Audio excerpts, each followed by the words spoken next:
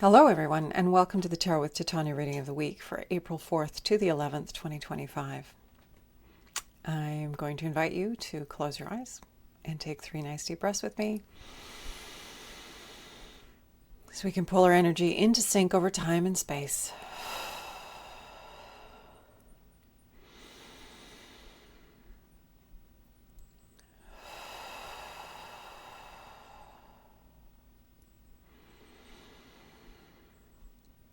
And with that third exhale, I invite you to imagine that tree root coming down out of the base of your spine, going down deep into Mother Earth and grounding you here and now in this present moment, knowing that this tree root is not only anchoring you and grounding you and allowing you to be fully here now, but it is also providing you with a conduit through which anything that no longer serves you can easily pass down into Mother Earth and become compost for your new good growth.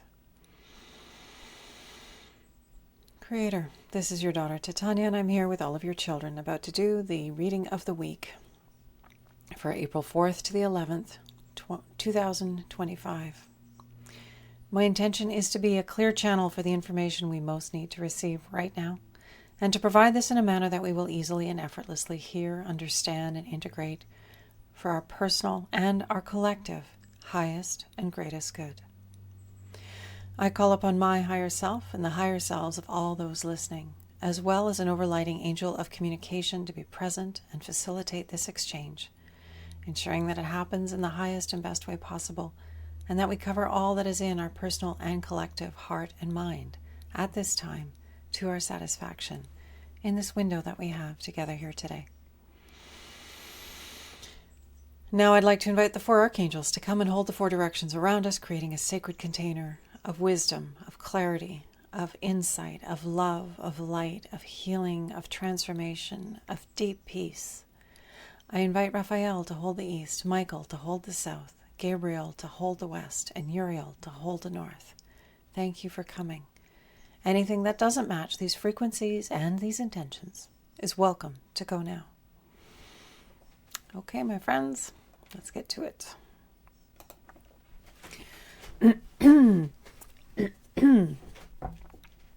So these are Ribia sanguinum from my garden. They've just started their bloom and they smell pretty wonderful. And I haven't gotten around to potting my mint here that's rooting in some water, which is a clever thing to know. If you don't already, you can take fresh mint or basil, stick it in water, probably oregano too, and get a new plant. Okay, Creator, what do we need to know this week? This week of April 4th to the 11th, 2025. I know this week it felt important to have the rose quartz and the rhodochrosite over here. It's so nice to have the green though, I must say. My spirit likes it. And so, Creator, for this week, what is it that we most need to know? What would be most helpful to us as we navigate these interesting times? For our good, the good of our relationships to our communities, and to this beautiful planet we call home, that we may stay centered and grounded and oriented towards love and light, beauty, truth, and wisdom, and not waste our life force and energy on things that don't deserve it. And we are starting with the Death card, which, as you know, if you've been following me for a while, doesn't mean physical death, although it can mean physical death. But usually it means more of a radical ending like a death, something being done, completely done. The door is closed. It is finished. So, kind of like kindergarten when you go into grade 1.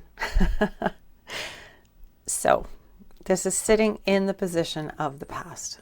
And this is information from our past that's really important to know and to bring forward into our present and into our future. And so this Death card is just reminding us that anything that ends is an opening for a new beginning. And if you've lost a loved one, my heart is with you and I'm so sorry.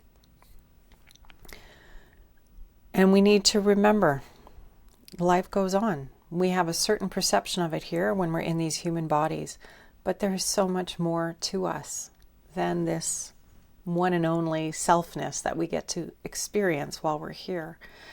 The beautiful iteration, that's me, Titania, the beautiful iteration that is you at this time. This is this one and only precious life that we do it in this way. So it's important to make the most of it. And that's what this card is helping us to remember, is that this isn't forever.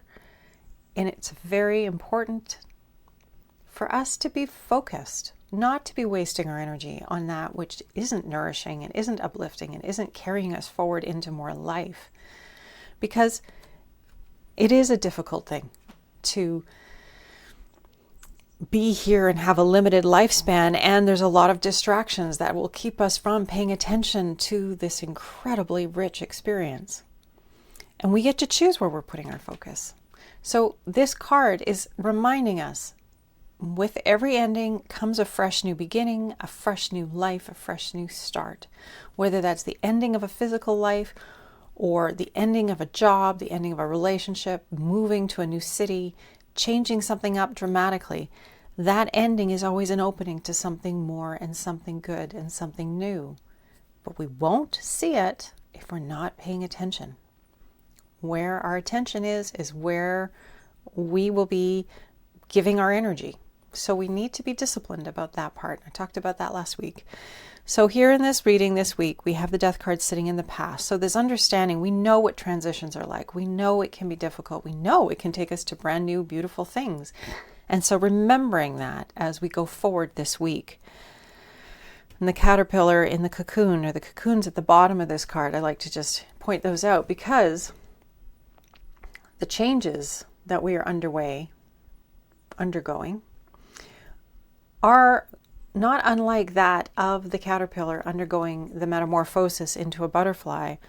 As that caterpillar crawls along on the leaves and munches on leaves and goes slowly through the world, then they go into the cocoon, they have the metamorphosis, they emerge with wings and they fly and they sip nectar from the flowers. It's a completely different experience. And so remembering that these transitions are part of the experience of our humanness, certainly here on Earth, and it's always leading us to something more. And our attention is going to put the slant on what that's going to be like for us. Oh, our old friend, the pruning card. Yeah, it's amazing how many times this card has come up in the past 5 years. Pruning, pruning, pruning, pruning. Cutting away the dead, diseased, and crossing branches. Anything that no longer serves us, anything that is no longer aligned, it's okay to let it go. We don't need to keep carrying these things forward. It's okay for us to free ourselves, to free our attention, free our energy, free our minds, free our hearts, free our spirits. Let go of what no longer serves and move with more ease and grace and a lighter load into the future. That's what this card is talking about. And this is in our present. So once again, we're going through a time of cutting back, of letting go, of releasing what no longer serves. You know, it is spring. It's good to do spring cleaning. And that spring cleaning can help to lighten our load on a physical level and help us to feel better in our spaces, our home space, our workspace, wherever we are that we get to care for. When we care for our spaces with love, we infuse them with really good energy. And that helps us to be in those spaces with more light, with more energy, with more well-being, more congruent. So clean and clear, keeping it light, keeping it nimble, keeping it lean in a sense not of self-deprivation, not at all, but keeping things tidy and organized and light and freer so that our energy has more space to circulate, where we can draw more things in that are more congruent with where we are today, rather than holding on to stuff from yesterday or things that are no longer relevant or helpful or important for us, be that relationships or things we're participating in or material artifacts. It's all part of the same thing. Whatever no longer serves us, it's okay to let it go and to be curating our lives.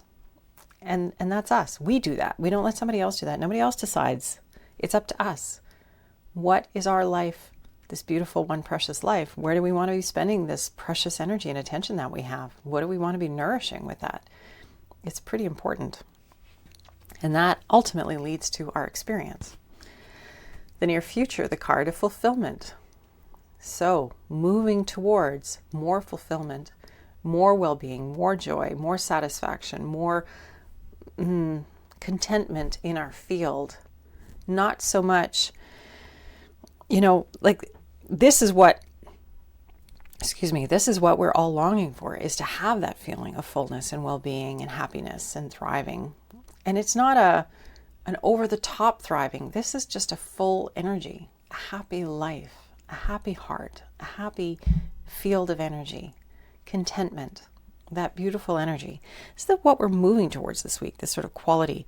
So endings, things falling down or going away that are no longer relevant to us, those doors closing, people leaving our lives, whether that's just the ending of a relationship because it's time, the ending of a career, the ending of a segment of our lives like kindergarten into grade 1, that kind of quality, that ending energy makes room for new. And if we are deliberate about that and keep it clean and clear and light, we're better able to adjust and to adapt to life as it comes towards us. We're not bogged down by all kinds of stuff dragging us into the past. We need all of our energy right here, right now, because we're creating from this now moment.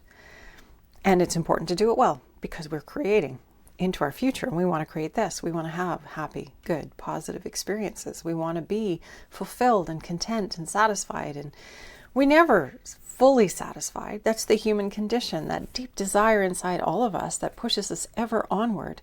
That will never be fully satisfied. And we never get it done. I think that's the thing that we need to remember about our lifetimes is we don't ever get it done in this life.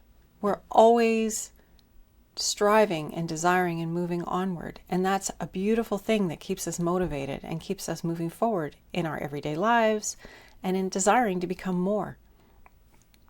There's ways that, of course, can get perverted, but the true essence of it is that pulling us towards moreness, pulling us towards developing who we really are and being all that we're here to be.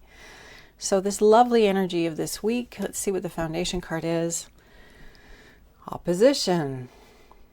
So this really, really speaks a lot to quite a bit of the same energy as last week, but this sort of feeling of, in this card, we see that she's holding something important and precious to her with her gloved hand close to her heart. And she's fending off the blades with her bare hands. And we don't have to be so crazy. We don't need to do that. But this energy of opposition, it's this quality of something that is pulling us into polarity. And we have to ask ourselves, is that serving us? Is it serving us to get all riled up and be in a state of polarity? Resisting something, pushing against something, pushing back. Because like we've said before, where we focus, where we're putting our attention, we're nourishing that with our attention and our focus. So if you're focusing on individuals that you don't particularly like, you're giving them your energy. You're giving them your focus, your precious time. This beautiful, precious one life, you're kind of wasting it. You could be doing something really good for you. You could be doing something really beautiful in your immediate life that would be gratifying and fulfilling, not just for you, but for everybody around you. We could choose that. But our world these days pulls us into this place of being off center and being distracted and being upset and riled up about things. And I'm not saying there aren't things that are worth being upset about. We are all noticing it. We're all feeling it as humans. But how does it serve us? Does it serve us? How can we be more? How can we get to a loftier, neutral place and put our energy where we want it to be so that we're nourishing something worthwhile? We're nourishing something fulfilling and validating and affirming to others and ourselves. Something beautiful. So this is our foundation this week, this energy of opposition. So where are we in opposition? And how do we become conscious of that so that we're living the life we want to be living, deliberately, intentionally, creating something more beautiful for the world and not wasting this one precious life on something that doesn't deserve our attention. And that's I think, Because there's not a lot we can do about it, right? Worrying is nourishing the problem. Worrying is worshiping the problem. So if we're putting our energy there, we're not solution focused. We're not beauty focused. We're not harmony focused. We're not peace focused. We're ensnarled in the problem. So just pondering those things perhaps a little bit and noticing, where are we being in our lives? How are we being in our lives? And how could we be cutting away that which doesn't deserve our attention? Cutting away the extraneous things that are keeping us off of our excitement, our enthusiasm, our new opportunities with the death card, and moving towards that rewarding life, that fulfilling life that is satisfying and gratifying and brings us contentment. We are the ones pulling life through us, and we are creating our experiences. And this is why that masterfulness is really, really important. Okay, and with that, I think that's pretty clear. Let's pull our card to grow on.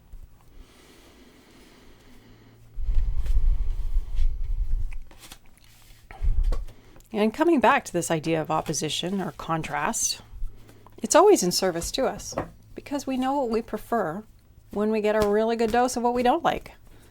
And if we've been getting a lot of what we don't like these days, maybe it's time to start asking, where would I rather be focusing? What kind of things would I love to be giving my attention and energy to? Because unless we're a certain kind of person in a certain place, there's not a lot we can do about some of the stuff that's happening on a higher level with world leaders, etc. We can pray for them. That was the wisdom of a lot of these spiritual teachers, is pray for the leaders so that they make wise choices. But really, we can generate huge changes in the human field by being in our lives right now and observing what we know we not want now and moving towards that rather than giving our energy and shouting futilely at the chicken salad in the buffet of life because, well, just because we don't like chicken salad, we're missing out on all the other good things that are there for us to enjoy. I hope that was clear enough. So, Creator, what is it? What is our card to grow on this week? So that as we move out into the world, once again, we can be grounded, we can be centered, we can be aware, we can be masterful, we can take a different approach and live this life in a beautiful way that leads us to greater contentment and fulfillment and happiness and helps us to pull in more of that into the human field for everyone's highest and greatest good, please. Indecision.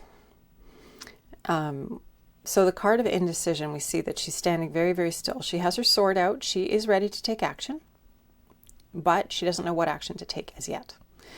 And so despite sort of the stuff, the incoming sword, she's not swinging her sword wildly, defending herself. She's still. She's waiting for that download of information through her crown chakra coming into her field so that she knows what she needs to do when she needs to do it. She's ready. She's ready to be ready. There's nothing wrong with us being ready for what we want. And pausing. And it's not time to take action yet. And so perhaps that's simply the information for us this week is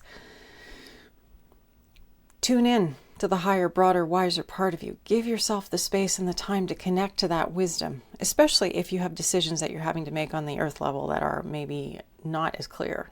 There is so much happening on the planet. It's difficult to know where to go and whether to move forward on things or not. And it's okay. Pause, receive the information and that guidance. I was listening to someone the other day and they were saying that to go faster, you have to slow down. And it's true.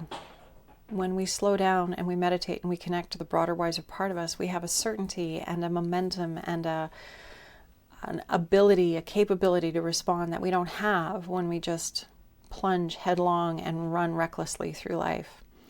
So that opportunity to just pause and connect to our source, to our broader, wiser self, so that we can respond when the time is right to what we need to respond to. Because a lot of this isn't even ours. So paying attention to that, what's ours and what isn't. I hope that's helpful. So with that, I invite you to take a nice deep breath, letting go of what no longer serves you, letting it run down that tree root down into the ground. With every breath, we are naturally releasing what no longer serves us. We are finely tuned in these human forms to release what doesn't work anymore, what doesn't serve us. Our bodies are tuned. They're always healing. They're always striving for balance. They're always seeking to heal. We're this brilliant, incredible design of life, striving to be more and to heal itself and to thrive.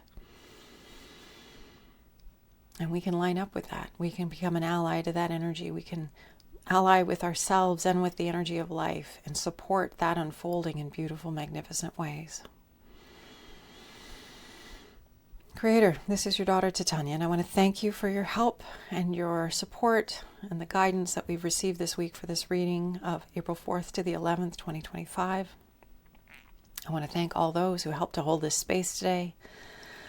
And I just ask for continued wisdom, the discernment to distinguish that which is ours from that which isn't, so that we can be masterful with our attention and our energy and our focus, so that we can powerfully pull in more good, more beauty, more harmony, more peace, more well-being into our own field and into the field of our community, however large or small, through our intention, our mastery.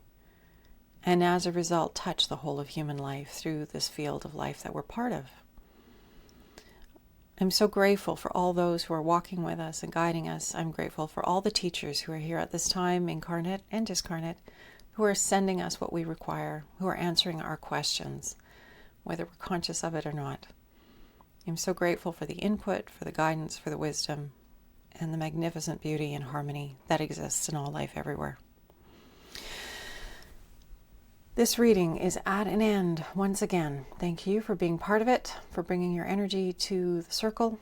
May it serve you and those you love well, and may we all rise in greater service to more love and light on the planet at this time. If this message has been helpful to you, please please share with others, anyone you feel might benefit from it. These readings are here for all of us. And with that, I wish you a beautiful, beautiful week, and I'll look forward to seeing you next Friday. Love and light. Bye for now.